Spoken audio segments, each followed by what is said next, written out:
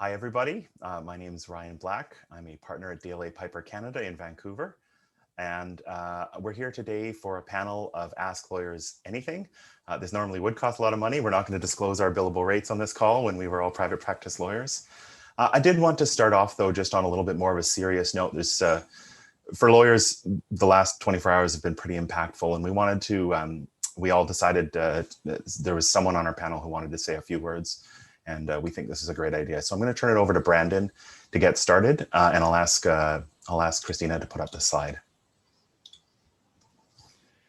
Yeah, thanks, Ryan. So yesterday we lost Ruth Bader Ginsburg, Justice Ruth Bader Ginsburg, which is a huge loss for the legal profession and for the country as a whole. We lost a great legal mind, a stalwart advocate for equality in the country and in the world.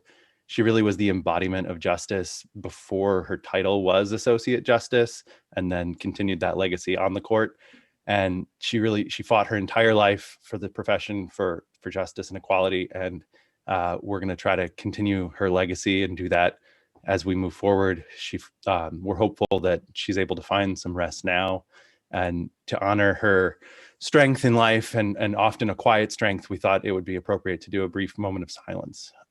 So with that, I'll go on mute and we'll take a brief moment here.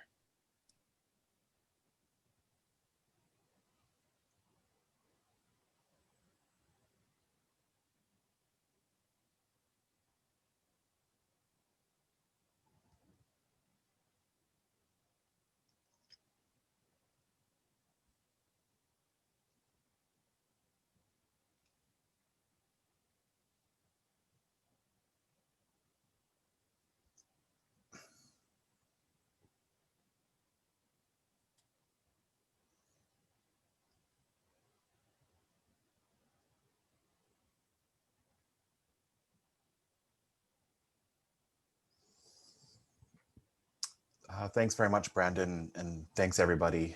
We're going to get started with a regular panel. We'll do our best to be dour and bring it back up the mood a little bit here.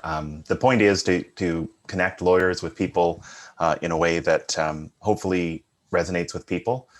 So I'd like to start by introducing the lawyers on the panel. So if we can go back to the 6 of our lovely faces here, Christina, we'll ask people to introduce themselves. I've already introduced myself. I practice mostly in technology and video game law. I'm going to go next with Yen.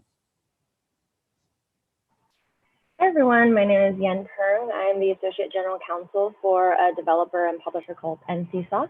I'm super excited to be here. Before that, I was working at a firm doing kind of more general M&A, business, IP, some employment, a lot of esports. And so, you know, if anyone has any questions, please feel free to put in the Discord, and I'm sure this team will, try to address as many questions as we can. Thanks very much, Yen. Next up is Matt. Hi, everyone. My name is Matt Doble. I am an associate attorney at Frankfurt, Krenet, Klein & Sells, a law firm in New York and Los Angeles. I practice pretty much exclusively video game law. All of my clients are developers and publishers and content creators in the video game space. And before that, I had a stint at Activision, working on your Call of Duties, your Crash Bandicoots, and your Sekiros. So really excited for everyone's questions. Thanks so much, Matt. We're going to now go on to Jeannie Doi. Hi, my name is Jeannie. I'm an immigration lawyer with ESG Law, the world's first esports dedicated law firm. We work mostly with teams and organizations as well as broadcast talent. So if you guys have visa questions, questions about international travel, I am your go-to person. Excellent. We're going to bring it over to Raleigh, North Carolina with Mr. Brandon J. Huffman. Hi, I'm Brandon. I'm an attorney. I have a law firm called Odin Law and Media. We are, like Matt, focused in the video game vertical and some ancillary things alongside that. We focus mostly on corporate and intellectual property issues and industry contracts. And beyond that, I'm also the general counsel for the International Game Developers Association. Next up, we've got Angelo, and I think, Angelo, if I'm not mistaken, you're probably the first person I ever did one of these AMAs with. But yeah, I think you're right. Yeah, we go way back. My name is Angelo Alcid. I'm an attorney located in near San Francisco, California. I help developers, content creators with IP issues, privacy, technology transactions, licensing, that sort of thing. Full disclosure, I also have a day job at a technology company that rhymes with a cute race of Final Fantasy creatures. I won't be speaking on behalf of that company. I'll be speaking just on my own behalf as an attorney. Awesome. Okay, so Christina, we're going to put back up the slides here for a second because I'm going to put up what lawyers do best, which is a big giant disclaimer. And the disclaimer is just simply this: we're not your lawyers. This is for information purposes only. Nothing we say is legal advice. You should contact your own lawyer for legal advice, and please pay her for her work. Nothing we say creates any legal lawyer and client privilege. If you have a specific situation in mind, we just ask that you use hypotheticals because we're going to avoid talking about specific cases. Last, as Brandon alluded to, and this is true for all of us, our statements and opinions are our own and not of our firms, companies, clients, outside organizations, or employers. And so with that, well, I should say other than Brandon, who is his own employer, but well, we'll leave it at that. Okay, so I'm going to quickly run through. So what we're going to do while we give some folks a chance to ask questions in the room, don't worry, we're assembling them. We're assembling the questions to answer. What we're going to do is we've assembled kind of just our thoughts on all sorts of experiential things we've done over time. And we're going to run through a very quick top 10 list of issues that we commonly run into. And these are theme-based issues. These are experience-based issues. Experience is everything in law. And this is why you can't like smart yourself into a good contract. You have to kind of know people who know what they're doing. A problem may be unique to you, but it's not going to be that unique to lawyers. I think, you know, the number of times that someone comes to Jeannie or Angelo or even in-house with Yen and so, you know, people come to you saying, oh, we've got this problem, the world's coming down, and lawyers are like, yeah, we've seen it before, we'll deal with it. So experience is everything. So top 10 tips for experience real quick. I'm going to break at the 5 and 10 points so that my panel can get in here with their thoughts. The first one is there's no one size all fit for a contract. There's no precedent that's good for all contracts and all situations. Don't copy and paste something, even if it's from a really good looking precedent, without really understanding what it says. Read it and also read some alternatives if you're going to be quick and dirty about it. Tip 2, when you hire someone, you're always involving the laws of the place where they live. It is impossible to hire a worker under local law and have them work somewhere else. They're going to be working under their law. And so you might have tax problems, employment law problems, a whole bunch of things like that. Don't just assume that because you're hiring someone that you know how that works. And this applies across state borders, and this applies across country borders. Generally speaking, check your network for other people who've hired folks. You'll usually run into a few horror stories if you ask your colleagues, hey, did you ever hire someone from France? And they'll say, yeah, we hired someone from France. By the way, you can't really fire them, so be careful, right? So anyway, we'll move on to the next one. 3, please be clear and active in your contracts about who owns the IP that the things are being developed. Don't just assume that because you pay for something that you're going to own that thing. Deal with ownership up front before the game is successful and not at the end after the game is successful. Question 4, please deal with difficult issues as soon as you can and don't wait for a deadline or the issue to become critical. I can tell you from experience, the worst time to negotiate a really difficult issue is when there's a really critical deal on the table or there's a really important decision to be made. That's the worst time to evaluate how to deal with a problem. Don't rely on the existence of some, you know, technicality that's going to get you off. Don't hide problems. Talk to your legal counsel about it and spend time actually identifying what your key issues are. And then the 5th quick tip, even without a lawyer, please keep written records of all your agreements. Anything in writing is better than nothing in writing, in my view. If you do your best to write down at the time what it is you intend to do, you're actually going to end up probably having a chance of doing that and being supported by it. Don't just rely on your memory. You're going to be surprised what you forget. I'd like to throw it back to the room, Christina, if we could, to show everyone's faces and let folks talk about any of those tips that they had for the rest of the panel. So I see Jeannie, you're unmuted. Go ahead. Yeah, so going back to the point about hiring someone in your jurisdiction, so maybe close to where you live, the one exception is with federal law. So when you come across law like that's federal, for example, immigration or bankruptcy, those laws are the same in all 50 states. So even if you live in New York, you can hire an immigration lawyer who lives and works in California because the law that they practice is all the same. So those are the two exceptions. If you're looking for a good bankruptcy lawyer or a good immigration lawyer, you're not limited to your jurisdiction or your state. Perfect. Thanks so much, Jeannie. And Yan?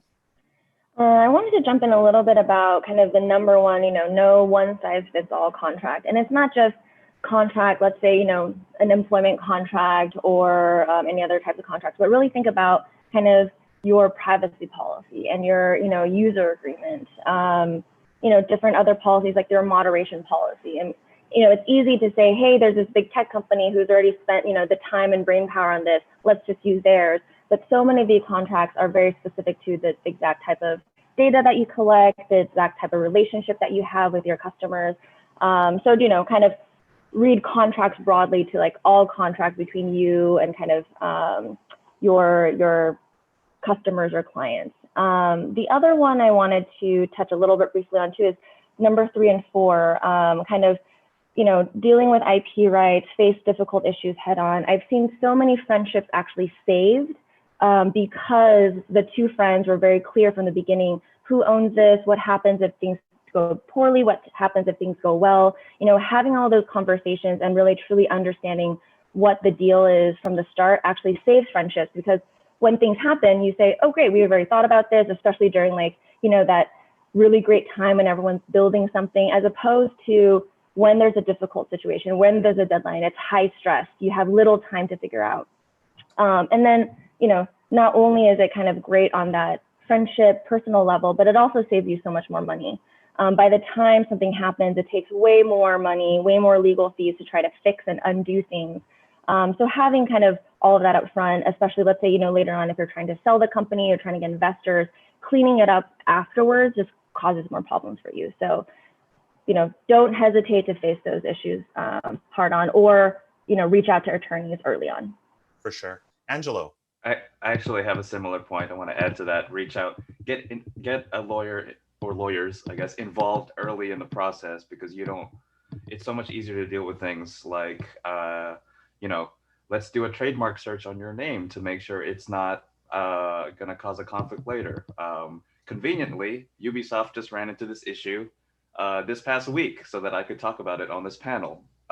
This is the exact thing I advise people to try to avoid down the line by doing a trademark search or something early on, to make sure the name of your game or your branding for your stream or anything is clear, so that you don't have to build an audience, build up hype, and then have to change it down the line.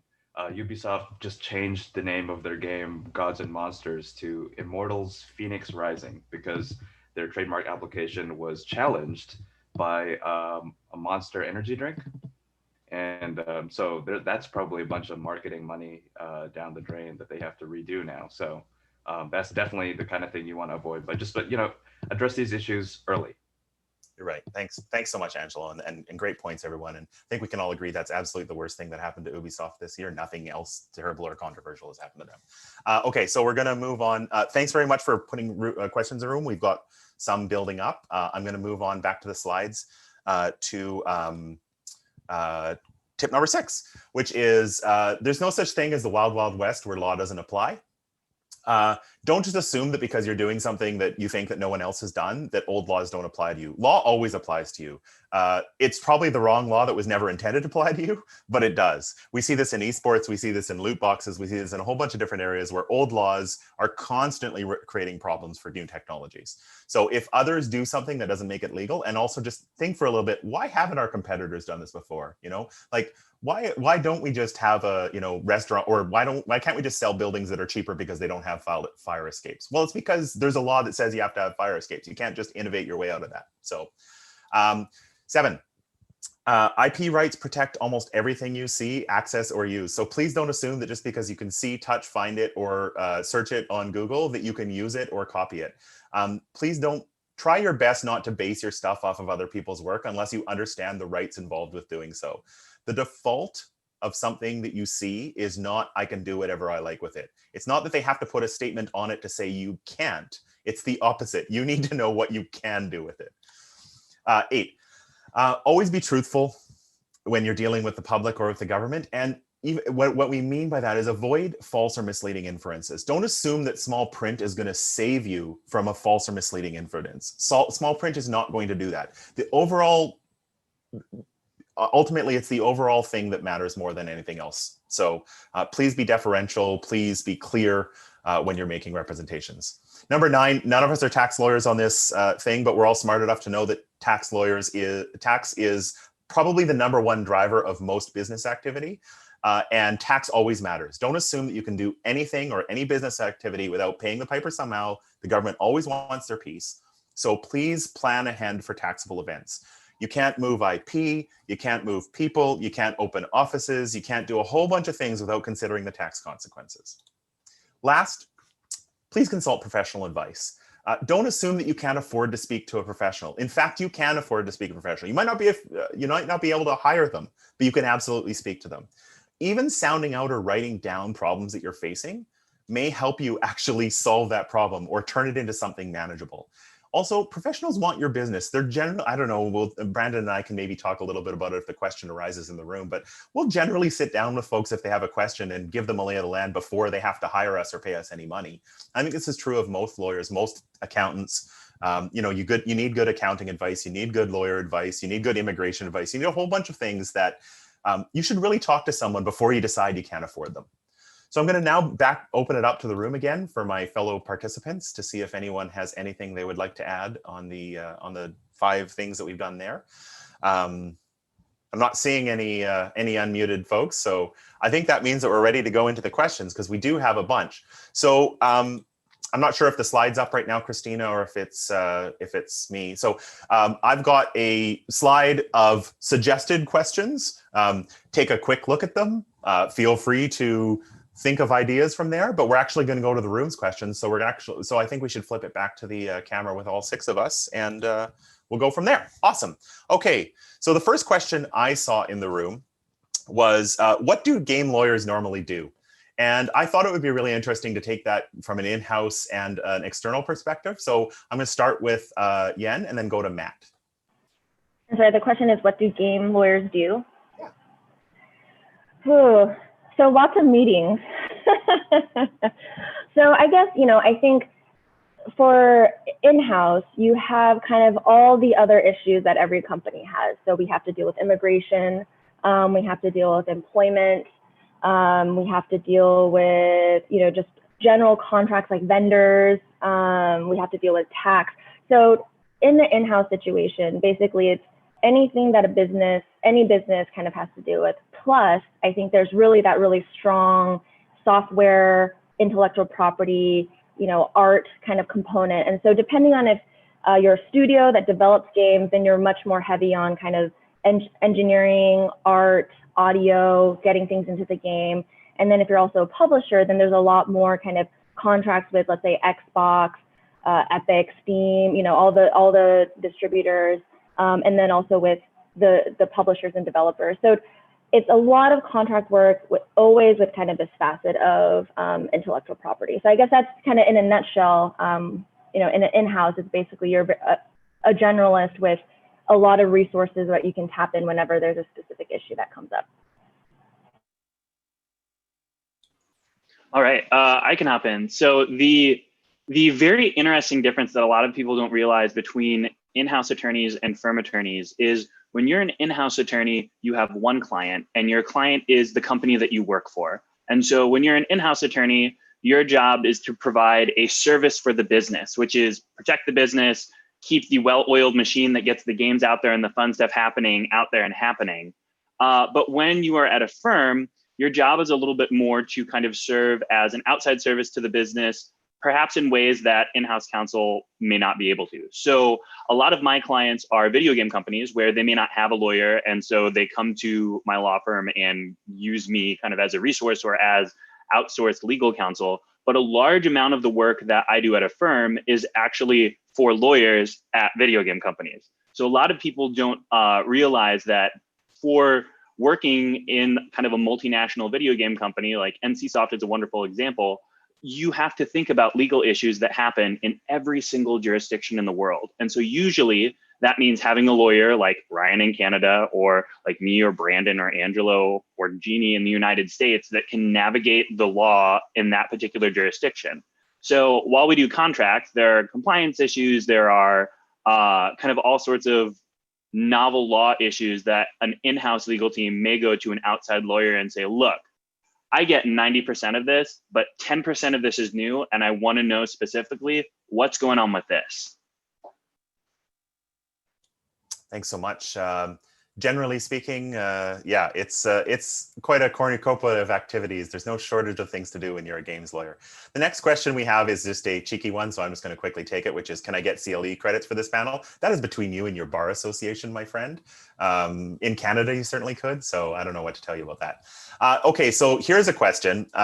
How well do judges really grok or understand, for the non-nerds, the legal issues facing video games and technology that are outside of traditional business, finance, copyright, etc.? In other words, how well do we think judges actually understand the complex and evolving areas of business law? And I've got folks who are ready to talk about this. I'm going to start with Brandon. Yeah, so I think judges are like any other people, right? They are human beings. And I think it really, really depends on the judge you get.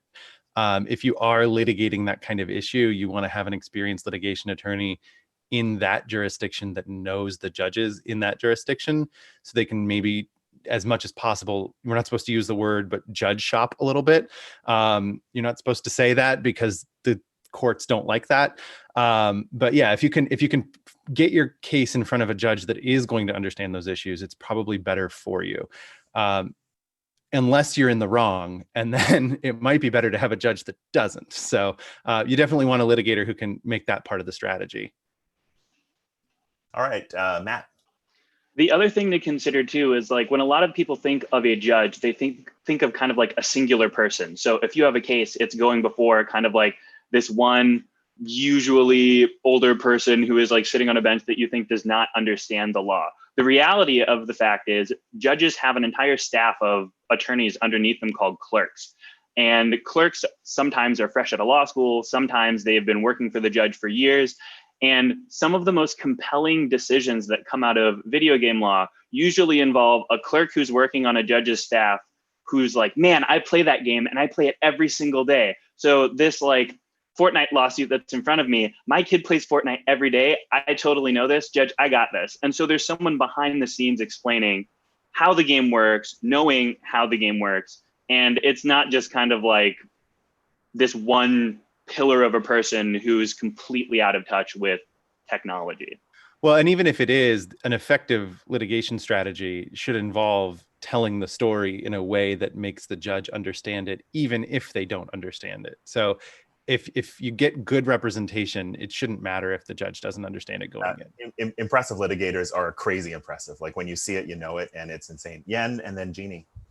Yeah, just to add on to that a little bit, I think, kind of Ryan mentioned in one of his slides, there's really no such thing as the true wild, wild west. I mean, these judges, they know the law very specifically, maybe in other industries that they've applied it to. And so a lot of the strategy is making sure kind of, I don't want to say dumb it down, but in effect, kind of speaking their language so that they can truly understand, why does this law apply in this case? What are the similarities? And really making that analogy for them. And I agree. I mean, depending on the judge, I mean, I've externed for a judge too, and we brought in specialists to say, okay, this, semiconductors, we know nothing about that. What does this truly mean? How does the technology work? And so I think if you're able to have that compelling story to really tell that story, then the clerks and the experts, I think, will help explain that to the judge.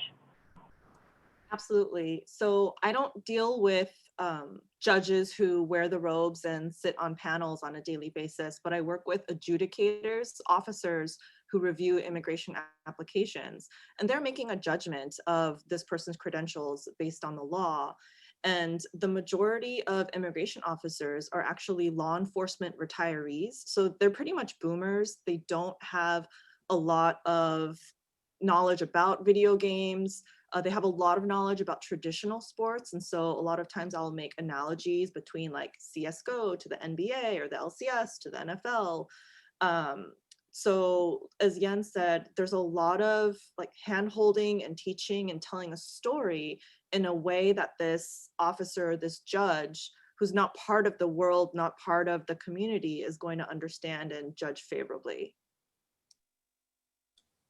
Super interesting. I have no litigation bone anywhere in my body, so talking to judges, I've done it once in my life to plead to a lesser included charge on a speeding ticket, and that's about it. Okay, so I am going to move on to the next question, which I have to admit I'm going to do my best to understand. I'll ask the room if they have any thoughts on it, but it's for the lawyers. When using music generation software, what should you look for in the usage licensing, even if you're generating original work with tool provided assets? So my first thought was you might be using samples in there that may not be permitted for for royalty bearing uses or commercial uses. And I want to open up the room. I see Angelo and then Matt. Yeah, definitely take a look at what you can and can't do with that license. There might be some requirements about like attribution or that sort of thing. But I was actually a related question that wasn't asked is if you're gonna use this sort of music generation software, be careful for those samples when you upload to platforms like YouTube or Twitch. If they have any copyrighted material in just the samples, even if you've created an original work, an automated algorithm might still catch that, and you might still get flagged for something, even though down the line that's something you can contest. It's been a big problem for creators using tools like this. I know the platforms are working on trying to weed this out, but it's just going to be a headache that you might have to deal with if you're going to use software like that. Yeah, and in addition to looking at kind of like the rights in whatever stems or samples that you're using, the other thing that I think is a little bit less of an issue is making sure that the software itself can be used for whatever purpose you're using it for. So a really good example is in video game end user license agreements, there's usually some sort of language that says you can use it for your own personal entertainment, non-commercial purposes. And in music generation software, typically there's not going to be a restriction on using something for non-commercial use, because music generation inherently is to be used for something. But it's definitely something to take a look at too, because most people think the music's clear, I'm good to go, but there is kind of more variables to look at, always more variables to look at. Yeah, usually, I know a EULA can be so long. If, when I take a look, the key provisions I always jump to first is the license grant. So what rights do I actually have? And then kind of, as Angela and Matt mentioned, sometimes there's a restriction part, attribution part, and then typically sometimes there's also this user generation or, IP ownership. And I think, read it carefully, because especially with these type of softwares, if there are stems, there's other licensors. And so the software itself only has certain rights from the music owners that they can actually grant to you. So take a look at those kind of provisions carefully, and obviously, read the whole thing as well, because you just never know what might be in different sections. Yeah, and I always think when you're basing a work off of someone else's work, you better make sure they have a perpetual license to whatever it is they're granting you, because if they can pull out the sample from your song, you don't have a song anymore. So anyway, okay, so the next question we have is an interesting one that I think for the externals, and I'm betting Yen, maybe you've even dealt with this, but for historical games, they're using examples like Medal of Honor and Call of Duty. What legal issues might arise when basing them on real events or real people? And I think we should probably distinguish in this question when answering it between really, really historical events and historical events where there may still be an estate or people involved. So, Brandon. Yeah, so whenever you're dealing with something that involves real people, you have privacy and by extension publicity issues. Publicity rights and privacy rights vary from state to state and country to country. But if you're dealing with real people, you run the risk that you alienate those real people. So that's most important, as Ryan said, when those people are alive and can get upset about it. We've seen examples of that from Lindsay Lohan, the Fortnite dances, that sort of lawsuit that has come about. But even if you look at historical things, like the question was, we saw the Red Dead Redemption lawsuit with the Pinkertons. The Pinkerton agency is a real thing. It was a couple of people in the Old West that started an agency to do detective work and mercenary work, basically. And that's how they're depicted in the game. Today, it's a detective agency that doesn't really do the sort of Wild West mercenary stuff anymore. And they didn't really like that depiction. So they brought a lawsuit. So there's still very real concerns. If you're talking about ancient history, concerns are pretty much zero. But if you're talking about even relatively recent history, you want to make sure that you're doing your due diligence on those assets and those people. Yep, Jeannie? I actually have a question for Brandon. So like, let's say it's recent history, I don't know, 50s, 60s, and the person is dead, and you came out with a game or a story and portrayed this historical figure as the absolute worst. Could their estate, could their decedents come after you? Yes. Short answer, yes. It depends on the state for how long and what rights they have, but yes, short answer. It's interesting because in Canada, we generally think of defamation as only being an action for living folks, but it's bizarre. The reality is, again, the more original you can be in your work, the least of these issues you have to worry about. I understand the draw of attaching to something real or attaching to a true event or a true person, but fictionalize it if you can. Fictionalize it wherever you can, if you can, is the cheapest answer before you start having to pay a lot of lawyers to answer these questions for you. The next question I have, and I think we definitely, oh, sorry, Matt, you actually wanted to say something. No, we're good? No, we can keep going. We've got a relentless deluge of questions. Let's get through it. All right, next question I have is, are there any glaring downsides? And I know certainly we've had past panelists on this panel who would certainly have had an opinion on this, but are there any downsides to using a service like LegalZoom when it comes to setting up an LLC around content creation, YouTube streaming, etc.? I will say that in Canada, the amount that it costs to pay like one of these service providers and the amount that it costs to pay a lawyer does not justify not paying a lawyer to help you incorporate your company. But I'll open it up to the room, and I see Angelo first reacted with horror and then wants to speak. So yeah, just don't do it, man. Just no.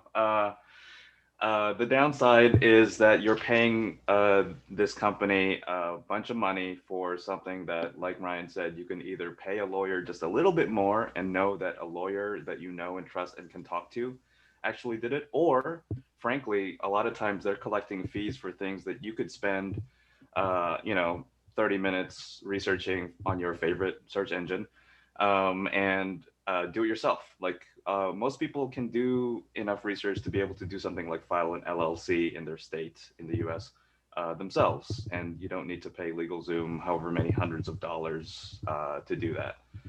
So that's, yeah, definitely either it falls into the two categories of like, you can do it yourself, save some money, or just pay a little bit more and pay an actual lawyer. yeah, the man in the Discord says, do it right the first time instead of paying for it forever. Matt, go ahead. The other thing too is people like the allure of LegalZoom is paying one time for something to be done and thinking that it's taken care of. The one thing that is like beneficial to incorporating your company is it gives you a liability shield from things. So if bad things happen, your company can kind of step in and take the bullet for you.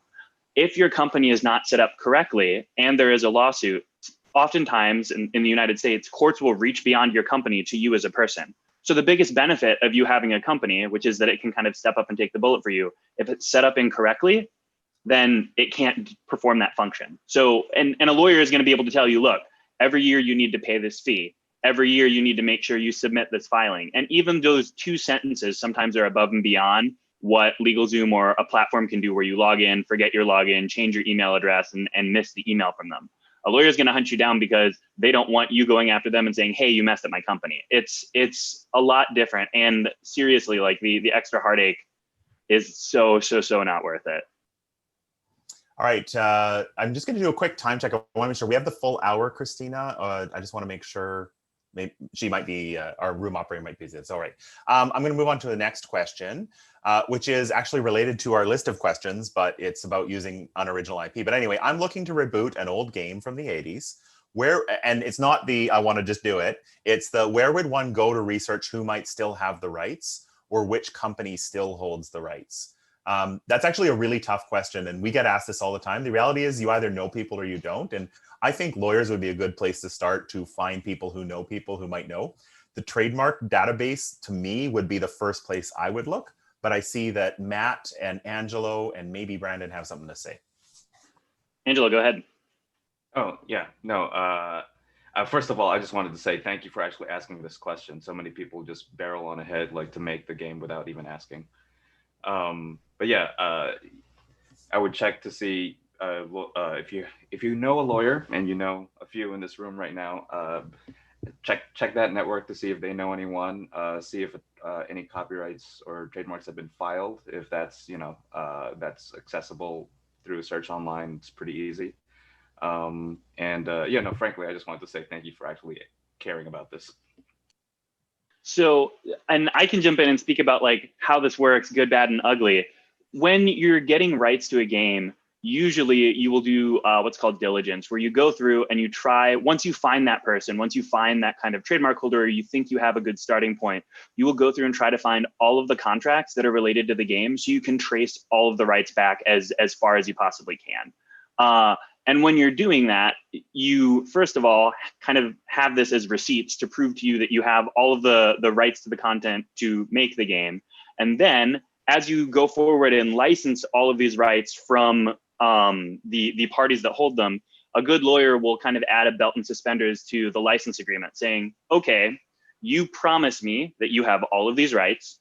And if you don't, and someone sues me, then you are going to pay for that lawsuit because you're promising me that you have all of these rights. And that concept is kind of called indemnification. And the crazy thing about it is, it seems very straightforward and it seems very nice and comforting. Like, you're promising me these rights, and if you don't have it and a lawsuit happens, I will pay you.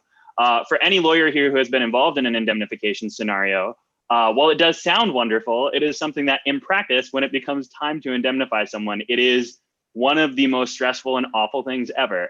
So it really is something where if you can chase those rights down and know with certainty that all of those rights are given to you, which it's very difficult to do, then pursue it. But rebooting old IP comes with that as an inherent risk. A really good example of that recently, the Gearbox lawsuit for Duke Nukem, I think forever, Duke Nukem 3D, whatever the most recent one is, the new developer had signed a contract saying that they had kind of all the rights to the game, including music. And the composer came forward and said, you actually don't have the rights to the music. And so there's a lawsuit unfolding right now about, well, what happens with the music? Who is going to pay? What is going on? And it can really take the wind out of the sails of a developer that's just trying to reboot an IP that could be on the hook now for this crazy legal bill for rights they didn't have.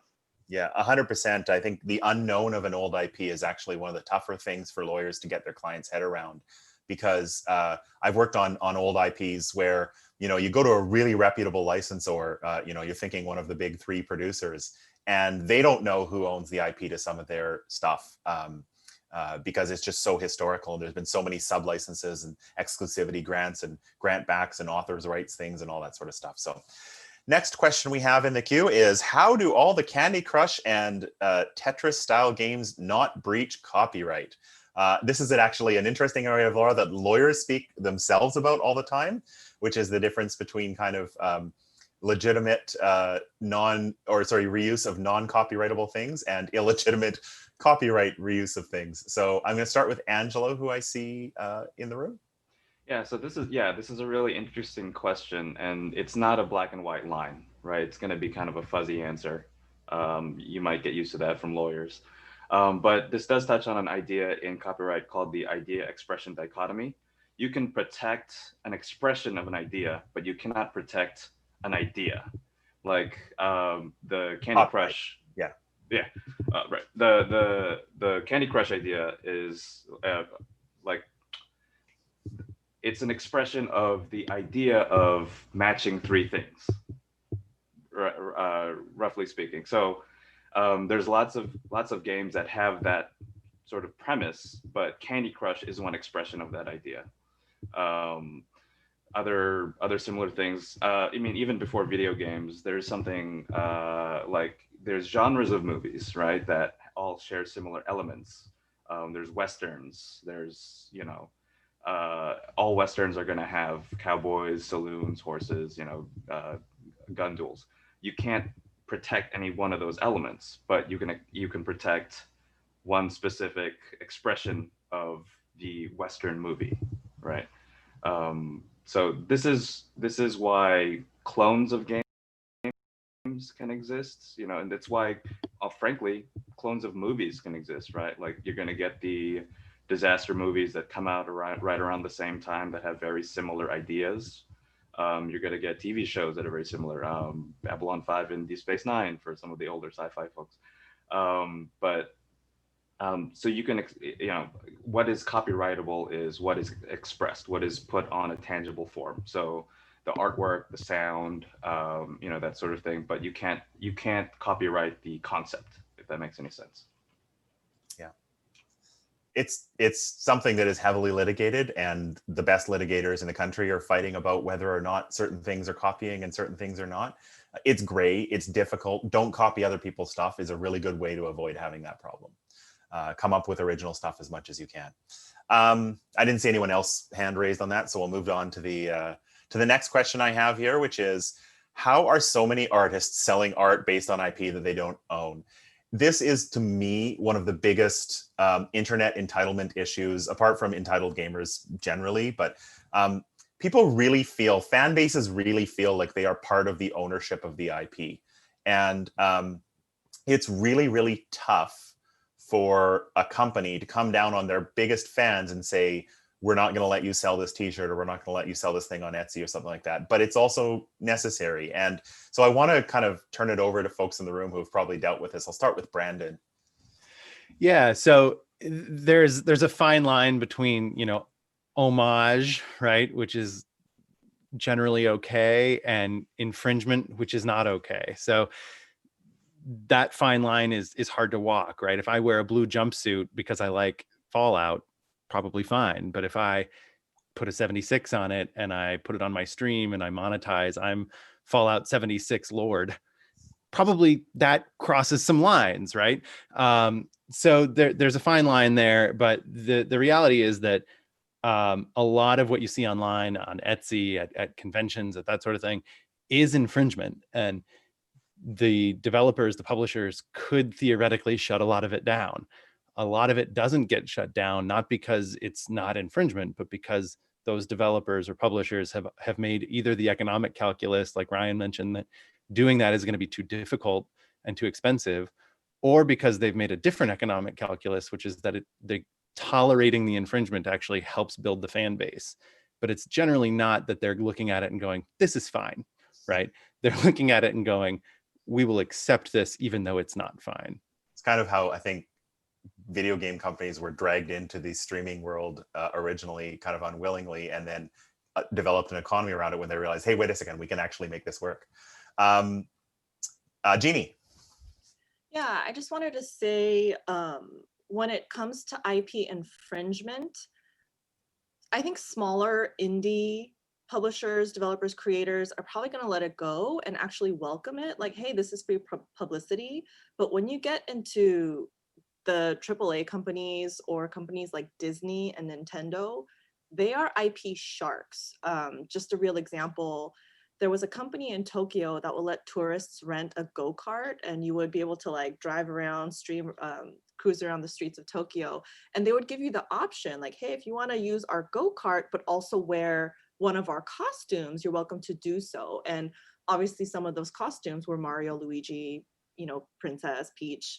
And they just got shut down. Like Nintendo basically destroyed that company, and that company no longer exists. So be careful whose IP you sort of rip off.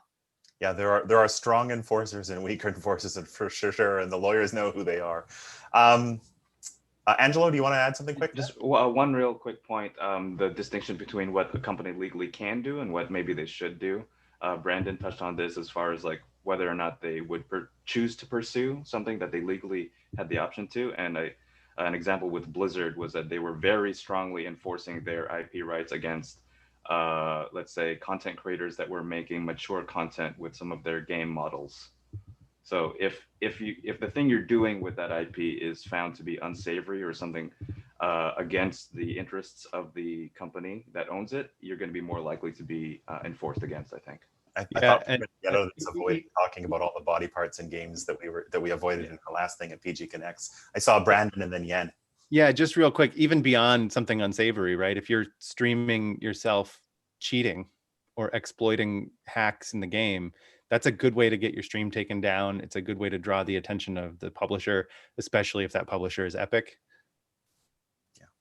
The other distinction I was thinking is, kind of Angela touched on what must they do versus what they can do. I mean, sometimes, especially with trademarks, there is an obligation under trademark law, U.S. trademark law, that you have to monitor and police your use. And maybe you're already, working with other merchandise who, you've given a license to. And so in those cases, oftentimes, there is an obligation for the company to be looking for this infringement, to be shutting it down in order to maintain their rights or the rights that they've granted to their licensees. Excellent. Okay, thanks, folks. We got another question here. I believe I've got something like 15 minutes left here or something close to that. So we're going to keep plowing through the questions. If selling games at conventions in multiple states, are there any tax concerns? This has been addressed a little bit in the Discord. I didn't know if we wanted to say other than like, we're not tax lawyers, but yes, when you're selling anything in any jurisdiction, there are tax concerns. And sometimes these, I don't know, sometimes these tax concerns really lie in waiting until you go and get an investor or someone comes to buy your company or a publisher comes to publish your game. And they're like, hey, so what have you been doing about VAT taxes in the UK? And you're like, well, I haven't been doing very much. I'm like, okay, so this money that you're asking us for, like a big chunk of that is going to have to go back to pay all those back taxes because the tax authorities know about us. They don't know about you. So I always find this an interesting one. So I don't know, we answered it in the room, I think, unless anyone wants to unmute themselves and say they want to talk about this one. We'll move on to the next question, which is, what issues do you typically see from the game player side, i.e. dealing with the players, as opposed to corporate issues or IP issues? And I'm going to guess that Matt and Yen probably have something to say. We'll start with Yen and move over to Matt. Yeah, I'll say I think a lot of the issues, after GDPR, I think it's a lot about, privacy related, what data do you have on me? The other, I think, oftentimes is a lot about, cheating or accounts being shut down or refunds. So those are kind of, I think, the day-to-day that, I feel like our CS team is the hardest working team ever, and they're always taking care of everything. But I think those two, I'm sure, Matt, maybe you've dealt with other ones, but I think those are typically the player-related issues that we have. And so I guess just to touch upon a little bit, what to do, I think, all your player-facing documents, like your EULA, like your privacy policy, any of the policies that you have, I think just try to be as clear as possible so that, the player knows kind of what they should do, who they should go to, what they can or can't do to maybe avoid some of those issues up front. Yeah, Matt. Yeah, so two things on that. One, what Yan immediately just said about making things kind of clear to the player. Despite what maybe everyone watching this thinks, there's a giant movement right now for lawyers to make things that face players understandable and in plain English. And so a lot of game developers and publishers are revamping all of their terms of service, privacy policies, and EULAs to be written without the therefores and notwithstanding the foregoing, so people can really understand what it is they're signing up for. Jumping over to the player side of stuff, Jan's absolutely right. So player support, CS issues, hackers, cheaters, are all kind of player side issues that we deal with on legal. And the thing that people have to be careful about is it's a pitfall for the company. And so sometimes there will be people that are hackers and the lawyers have to think, how are we going to respond to this? Are we going to send a really spooky letter?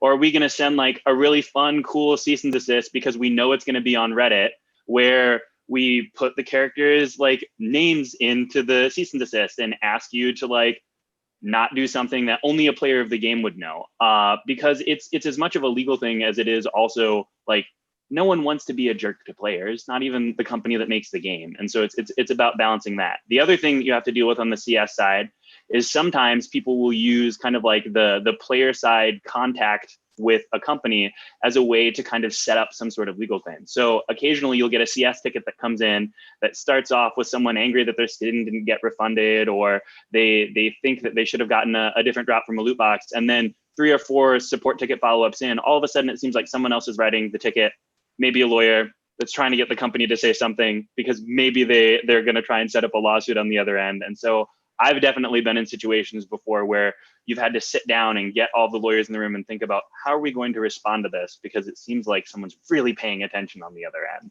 So interesting, Yen. Oh, I think, Angela, did you want to jump in before just one other thing that I think companies that have to deal with anytime the game has any kind of user-generated content ability.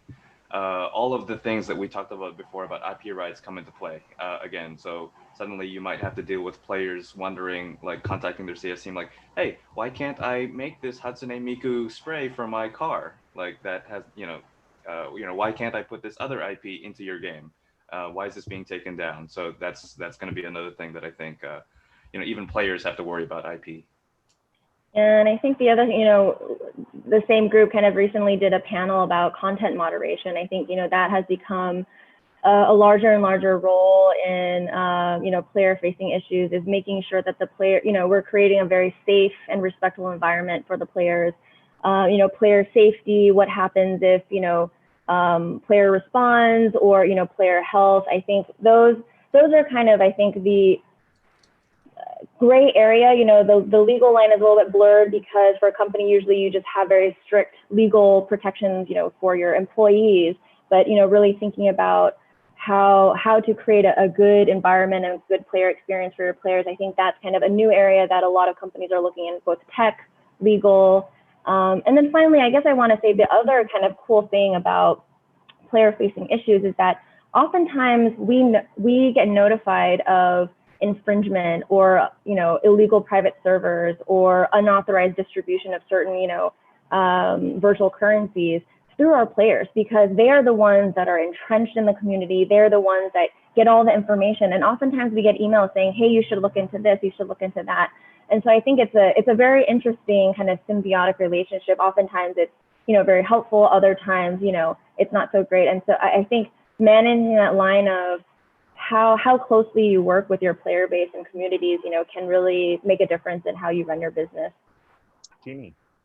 Yeah, I just wanted to piggyback on what Matt was saying about lawyers moving away from 40-page contracts and transitioning into contracts with terms that the average person will actually understand. Because today we've gotten to the point where contracts are so full of legal jargon, are so long, that no one is really reading them and no one is really aware of their rights. And so some of the things that younger attorneys are doing is we're trying to cover all of our bases, condense that 40-page legal jargon contract into something that is really digestible by a 16-year-old.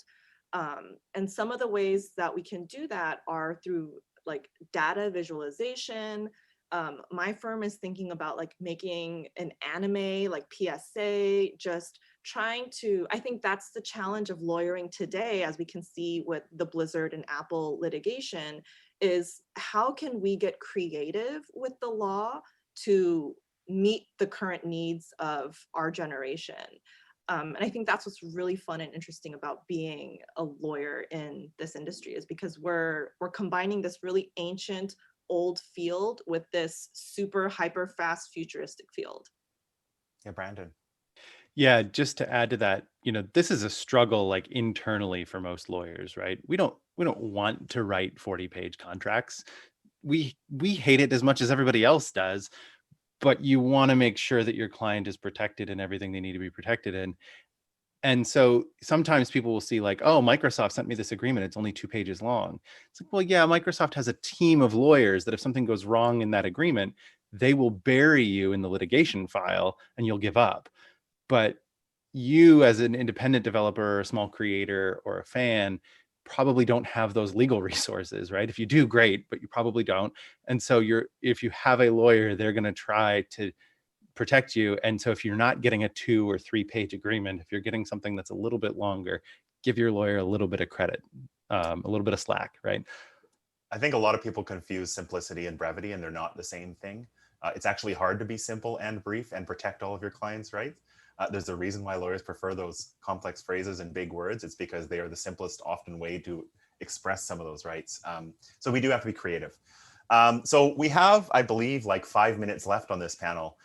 And I want to do like, I don't know, lightning round or something, if that makes sense. So I've got questions that I'm just going to fire off. I will ask someone while I'm asking the question to unmute yourself, and you just got to answer it. Okay, here we go. When publishing a board game and working with a manufacturer, how can you make sure that they don't knock off your game and sell it elsewhere? can you make sure that they won't knock off your game and sell it elsewhere? Again. It's always hard. I mean, obviously the contract is probably what you can use to protect yourself, but in the end, it's a piece of paper. In order to enforce that, you have to sue, So I think here it's really carefully pick. So you still need the contract, and to really carefully pick a partner that you trust and feel will do right by you. All right, next question. Do streamers get or need permission, i.e. do they need it? And if they do need it, do they get it to stream a game? Yen, I believe you answered that live in the room. Generally, there are terms that apply to it, but okay. How much of a game can you show without getting permission, i.e. for game reviews? This is probably a fair use question. I don't see any takers. I guess, I think fair use is just such a crazy area of the law. There are, if it's truly commentary, etc., there is, but the thing you have to know about fair use is that you're already admitting essentially that this is an infringing use, but I have this defense on why I can use it. So that's why fair use can be very dangerous, because you're already crossing into that line. So I think, look at the EULA. Usually game companies now are very clear about their stance. Either they're like, hey, everyone use our IP, do whatever you want, except don't do X, Y, Z, or, you'll see very clearly that they don't allow it. So I think take a look at the website. Generally, you'll kind of get a sense. All right, I got one for Matt here. Do you have any advice for aspiring lawyers, professionals hoping to further involvement in the gaming community? Matt, go ahead. Yes, I'm so into this because for a lot of us here that got into games, there was not a path forward and there were not resources out there, and we were kind of told we had to figure it out on our own. So I love saying this on panels. Resources for you. Brandon is the general counsel of the International Game Developers Association. They have a bunch of different interest groups that you can sign up in. They have local chapters. And scholarships for GDC. And yes, scholarships to go to these conferences. When I was in law school, one of the best things I ever did was get one of these scholarships. I got paid to fly to the conference. I got to go. I got to meet a lot of the lawyers in this room. Absolutely incredible. If you are a law student, the Video Game Bar Association and the Esports Bar Association have scholarship writing competitions where you can get money and exposure to lawyers for writing academic papers. And I think, as everyone can say here too, just show up. I mean, when I was in law school, I just showed up to the bars that all the lawyers were drinking at the conferences and talked to them until they were so annoyed. They finally were like, dude, we'll do whatever you want. Just leave us alone. But do it. Absolutely do it. And there are tons of other resources. So hit me up after. I will give you links to everything. That's super cool. Full disclosure, I think Brandon's you're probably on the board of IGDM, the board of VGBA. So just conflict disclosure there. But yeah, there's awesome resources for lawyers. Honestly, Matt's not wrong. I've been practicing for 15 years and I kind of just faked it at the beginning because there wasn't a lot of resources. There's now a ton of resources, and it's an amazing time. And you can reach out. We're all on Twitter. I think all of us on this panel are on Twitter. In fact, we are organizing our talking on Twitter. So you'll see our handles in the schedule. You can tweet at us. You can reach out to us. We can help you find people in your school or in your state or in your country that might be doing what you're doing. All right. Yeah, I just want to really quickly add to that, not to get discouraged if you don't immediately get a job in the industry. Yeah. Get a job, get experience, and keep networking in the industry, because there's no wasted experience. Yeah. An option agreement and a contract and an NDA are the same in any industry. Get your experience first. Absolutely right. Okay. How did how does a big IP have like another IP in it? I'm thinking of examples like Big Hero 6 has Stargate in it, or maybe Ready Player One had a bunch of other people's stuff. Is it just someone being too big to worth suing, or can they use other people's IP without paying? Actually, no, it's a lot of licensing. I'm just gonna answer that real quick. The license agreements to those things are crazy. Like, it's a lot of lawyers, hard work to get those deals done. Can anyone on the panel speak to the AMG Blizzard, which I believe is the Humvee decision in Call of Duty, on how it impacted game developers to try and incorporate existing brands into their game? Matt, Brandon. No, Matt's on mute. Yeah. Go ahead, Brandon. I was just going to say, I think that probably it didn't really affect most developers. I think that, it underscored that there is a path through the First Amendment to use some of that stuff, but it also underscored that the expense of getting to that path is a lawsuit from a massive company. So it's probably 6 of one, half a dozen of the other. Awesome. Okay, so we're now at the end of the panel, I believe. I've got a couple of seconds left. I want to give everyone just a chance to say a few closing words. I just want to thank everyone for coming out. You guys are awesome. I usually get to see you folks in person. I miss you all. My heart goes out to you folks. Most of you folks are my American friends who I live vicariously in the US through you. Stay healthy and sane during these odd times. So I'm going to turn over to Jeannie. Never lie to the government. It's going to get you in a worse situation. Matt. I mean, echoing exactly what Ryan said, and go to the continuing conversation channel in Discord after if you want to talk to us. Yeah. Yen.